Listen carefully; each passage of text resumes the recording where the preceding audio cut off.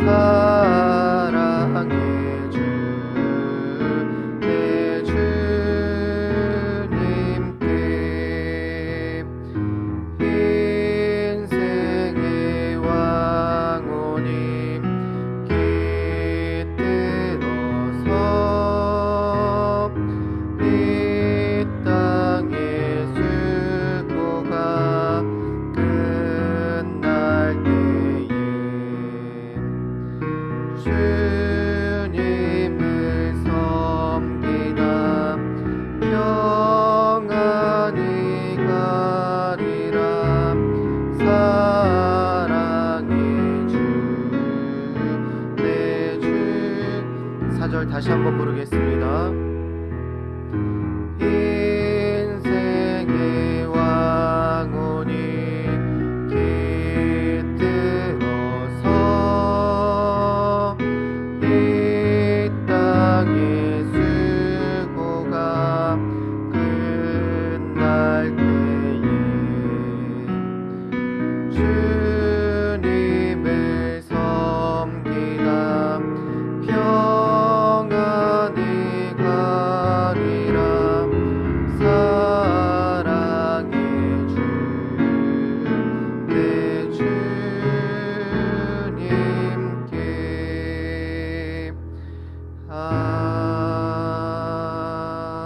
아멘. 함께 보실 하나님 말씀은 열왕기하 4장 8절에서 10절까지 말씀입니다. 열왕기하 4장 8절에서 10절까지 말씀입니다. 함께 읽겠습니다. 하루는 엘리사가 수넴에 이르렀더니 거기에 한 귀한 여인이 그를 관건하여 음식을 먹게 하였으므로 엘리사가 그곳을 지날 때마다 음식을 먹으러 그리로 들어갔더라. 여인이 그의 남편에게 이르되 항상 우리를 지나가는 이 사람은 하나님의 거룩한 사람인 줄을 내가 아노니 청하건대 우리가 그를 위하여 작은 방을 담 위에 만들고 침상과 책상과 의자와 촛대를 두사이다. 그가 의리에게 이르면 거기에 머물리다 하였더라. 아멘. 헌금 봉헌하겠습니다. 베델교회 건축 헌금 황희돈 집사님, 임민경 집사님 들으셨습니다. 1000번째 예물 무명으로 552번째 들으셨습니다. 1000번째 예물 조근호 장로님, 김필령 원사님 들으셨습니다. 1000번째 예물 이순자 원사님 들으셨습니다. 주님 복 주심에 감사드립니다. 1000번째 예물 황희돈 집사님 들으셨습니다. 네, 2번 들으셨습니다. 3번 들으셨습니다. 천일 작전 감사 헌금 임미경 권사님 들으셨습니다. 김봉재, 박연희, 김서율, 유준경, 유용선, 김혜자, 유예림, 김유신, 오성경, 김준성, 김준우, 장진용, 김정옥, 장규식, 장진혁 성도님 1000번째 예물 드리셨습니다. 기도하겠습니다. 하나님 감사합니다. 이른 새벽을 깨워 하나님 앞에 나와서 또한 말씀을 듣고 또한 기도하게 하시니 감사합니다. 하나님 우리에게 주신 가장 큰 특권, 하나님의 자녀로서의 가장 큰 특권, 하나님께 기도할 수 있는 것, 우리 아버지 하나님께 기도할 수 있는 것입니다. 하나님 이 시간 기도하러 나왔고 하나님께 간구하러 나왔습니다. 우리의 마음의 기도 제목과 소원을 하나님 응답하여 주시옵소서. 특별히 하나님께 감사함으로 또 마음에 소원하는 것으로 하나님께 예물을 드렸습니다. 이 예물이 하나님께서 복되게 하여 주시고 그의 손길 위에 하나님께서 차고 넘치는 은혜를 날마다 베풀어 주시옵소서. 이 시간 주님의 말씀을 듣습니다. 주님의 말씀이 우리 심령 가운데 새겨지게 하시고 그 말씀이 우리의 삶 가운데 열매로 나타나게 하여 주시옵소서. 감사드리며 예수님의 이름으로 기도드립니다. 아멘. 목사님께서 오늘 출타 중이셔가지고 제가 대신 말씀을 전합니다. 출타 중이신 목사님을 위해서도 함께 기도해 주시기 바랍니다. 우리나라의 속담에 그런 속담이 있습니다. 콩 심은 데 콩 나고 팥 심은 데 팥 난다 라는 이런 말이 있죠. 무슨 일을 하든지 그에 걸맞는 결과가 나온다는 그런 말입니다.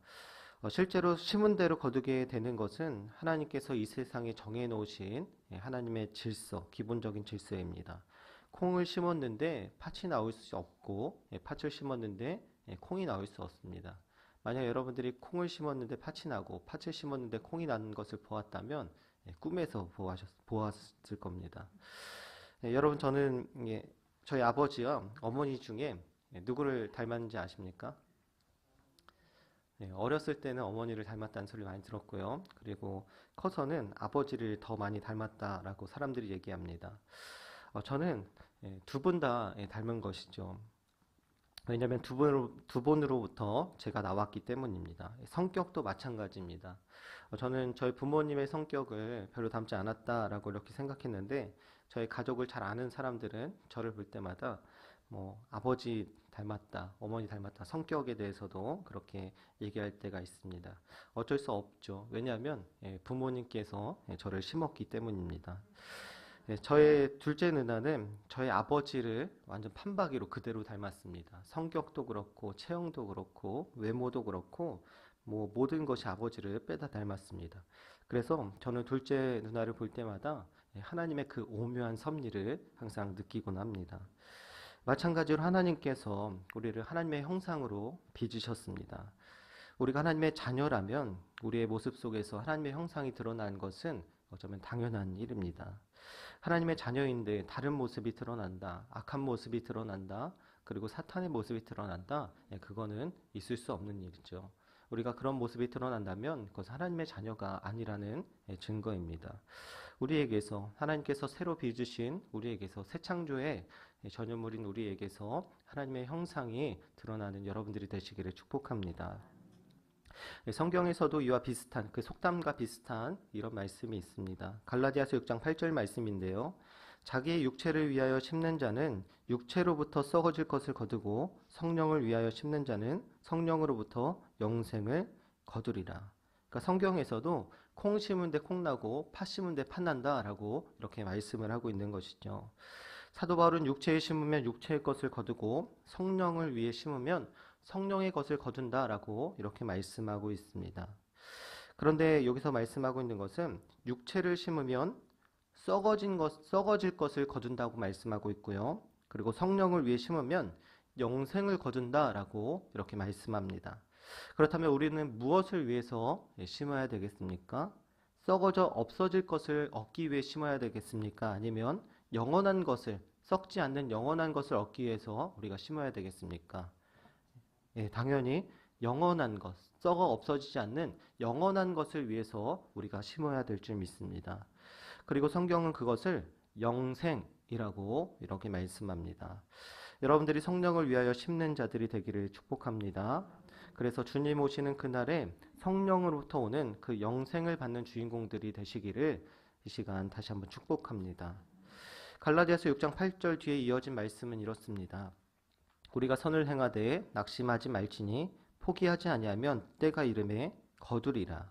그러므로 우리는 기회 있는 대로 모든 이에게 착한 일을 하되 더욱 믿음의 가정들에게 할지니라. 그러니까 6장 9절, 갈라디아서 6장 9절에 우리가 선을 행하되 낙심하지 말라라고 이렇게 말씀하고 있습니다. 그리고 기회 있는 대로 모든 이들에게 착한 일을 하되 믿음의 가정들에게는 더 그렇게 하라라고 또 이렇게 말씀하고 있죠. 그러니까 정리를 하면 우리가 성령을 위해 심는 것, 성령을 위해 계속해서 심어야 되는데 이 성령을 위해서 심는 것이 무엇이냐면 바로 선을 행하는 것이다라고 이렇게 말씀하고 있는 것이죠. 그리고 그 선을 행할 때 우리가 영생을 얻게 될 것이다 라고 말씀하는 것입니다. 이것은 우리가 착한 일을 해서 구원을 얻을 수 있다는 율법주의와는 다른 말이죠. 우리가 착한 것을 해서 구원을 얻을 수는 없습니다. 여기서 말씀하는 선은 믿음으로 의롭게 된 자들이 하나님이 원하시는 뜻대로 사는 것을 의미하고 있습니다. 인간의 생각으로 옳은 것이 선이 아니라 하나님의 뜻 자체가 선이고요. 하나님의 계획 자체가 선입니다. 하나님 그분 자체가 선하신 분이에요. 그래서 그분이 행하시는 모든 것들이 다 선한 것입니다. 그래서 부자 청년이 예수님께 달려와서 선하신 선생님이라고 말했을 때 예수님께서 뭐라고 말씀하셨습니까? 선하신 분은 하나님밖에 없다라고 이렇게 말씀하고 있는 것입니다. 마태복음 5장 20절 말씀에 이렇게 예수님께서 말씀하십니다. 내가 너희에게 이르노니 너희 의가 서기관과 바리새인보다 더 낫지 못하면 결코 천국에 들어가지 못하리라. 그러니까 예수님은 하나님의 백성의 의가 서기관과 바리새인의 의보다 더 낫지 못하면, 더 나은 의를 보여주지 못하면 하나님 나라에 들어갈 수 없다라고 이렇게 말씀하셨습니다. 여러분, 서기관과 바리새인들이 당시에 어떤 사람들입니까? 율법에 있어서 가장 최선을 다해서 지키는 부류들, 그런 사람들, 인간의 노력으로서의 최선을 의미하는 자들이 바로 그들이잖아요. 서기관들, 바리새인들입니다. 그런데 그 사람들보다 더 나은 의를 보여주지 않으면 하나님 나라에 들어갈 수 없다라고 이렇게 말씀하시는 거죠. 그렇다면 우리가 어떻게 그들보다 더 많은 율법을 지키고 더 나은 의를 그렇게 드러낼 수 있겠습니까? 우리로 하여금 너희는 하나님 나라에 들어갈 수 없다라고 이렇게 말씀하는 것일까요? 그렇지 않습니다. 서기관들과 바리새인들은 율법을 자기 수준에서 생각해서 지켰던 사람들이죠. 예를 들어서 간음하지 말라라는 율법을 간음만 하지 않으면 그 율법을 지켰다라고 생각했습니다. 그래서 간음과 비슷한 어떤 일을 해도 그것은 율법을 지켰다라고 볼 수 있는 것이죠. 그러나 예수님은 어떻게 말씀하십니까? 음욕을 품고 여자를 보는 자마다 간음했다라고 이렇게 말씀하십니다. 그러니까 예수님이 말씀하시는 것은 그 의는 우리의 마음과 생각과 중심까지 살피시는 의라는 것이죠. 바로 이것이 선입니다. 겉으로 드러나는 것뿐만 아니라 그 마음까지도 하나님 보시기에 좋은 것, 하나님이 인정하시는 행동, 그것이야말로 하나님께서 말씀하시는 선이다라고 우리가 말할 수 있을 것입니다.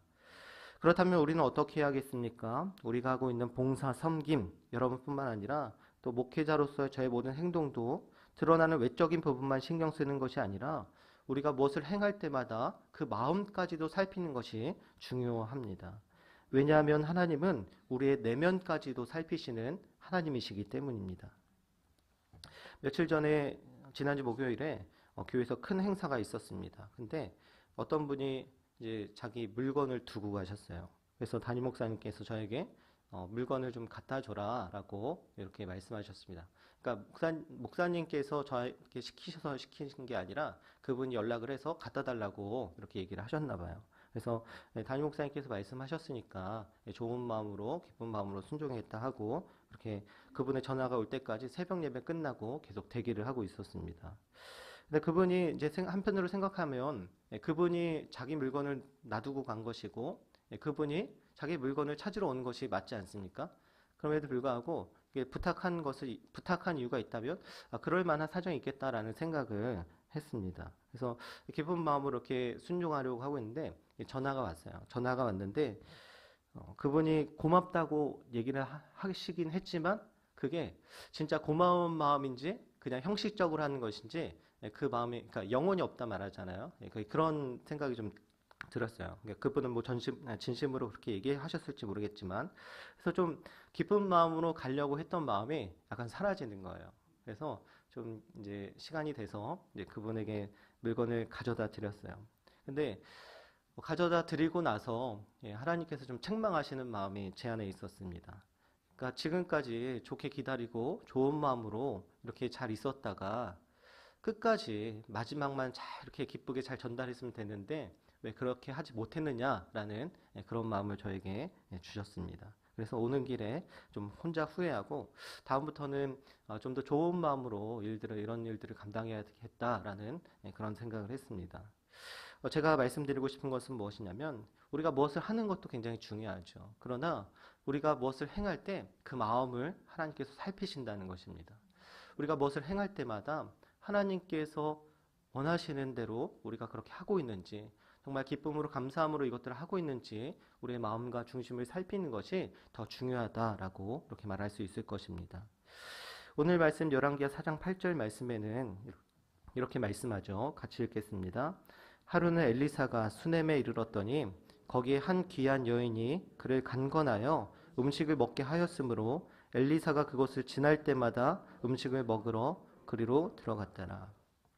이 말씀을 보면 엘리사가 수넴에 이르렀을 때 한 귀한 여인이 음식을 먹게 간건했다라고 이렇게 말씀합니다.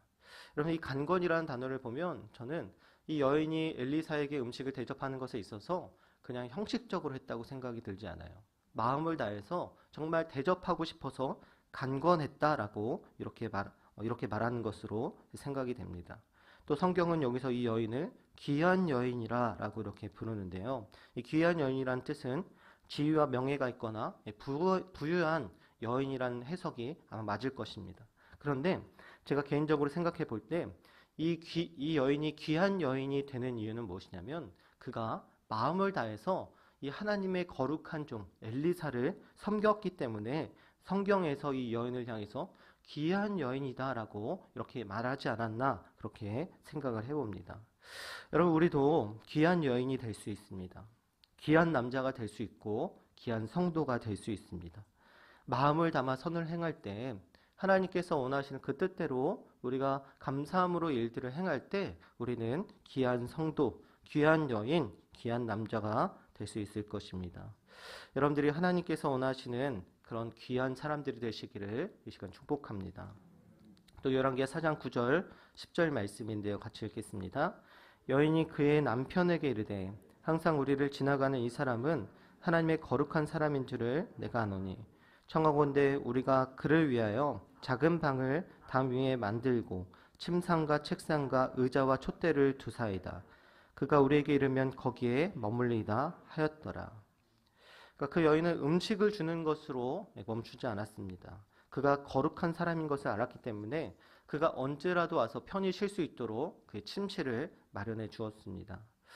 무엇인가 얻기 위해서 한 일이 아니죠. 계산하고 따지고 한 일이 아닙니다. 저 사람을 대접하면 나에게 돌아온 것이 있겠지라는 마음으로 그런 생각을 해서 대접을 베푼 것이 아닙니다. 단지 엘리사가 거룩한 사람이었기 때문에, 하나님의 거룩한 사람이었기 때문에 이런 선을 베푼 것입니다. 우리에게도 이러한 것들이 필요하죠. 무엇을 얻기 위해 섬기고 봉사하는 것이 아닙니다. 내가 주면 다음에 나에게 돌아오겠지 하는 마음으로 우리가 선을 행하는 것은 옳지 못하다는 것입니다. 예수 그리스도께서도 아무런 대가 없이 계산 없이 우리에게 자신의 모든 것을 주셨습니다. 그리고 받을 자격이 없는 자가 거저 얻게 되는 것을 우리는 은혜라고 부릅니다. 예수님께서 우리에게 거저 주신 것처럼, 아무런 대가 없이 우리에게 주신 것처럼 우리도 예수님을 본받아서 아무런 대가 없이 계산하지 말고 사람들에게 베푸는 사람들이 되어야 되겠습니다. 계산 없이 묻지도 따지지 않고 행하는 것, 섬기는 것, 선을 행하는 것이 우리에게 필요합니다. 여러분들이 이 수냄 여인과 같이 기쁜 마음으로 조건 없이 섬기고 봉사하시기를 축복합니다. 그래서 하나님께서 보시기에 귀한 여인, 귀한 남자, 귀한 성도가, 또 귀한 교회가 우리 교회가 되기를 축복합니다. 마태복음 6장 33절에 이렇게 말씀합니다. 그런즉 너희는 먼저 그의 나라와 그의 의를 구하라. 그리하면 이 모든 것을 너희에게 더하시리라. 아멘. 기도하겠습니다. 기도 제목을 함께 읽겠습니다. 더 크고 깊은 은혜를 사모하게 하소서. 받은 은혜를 배가시키게 하소서. 전도의 열정을 주소서. 환우들에게 치유의 은혜를 주소서.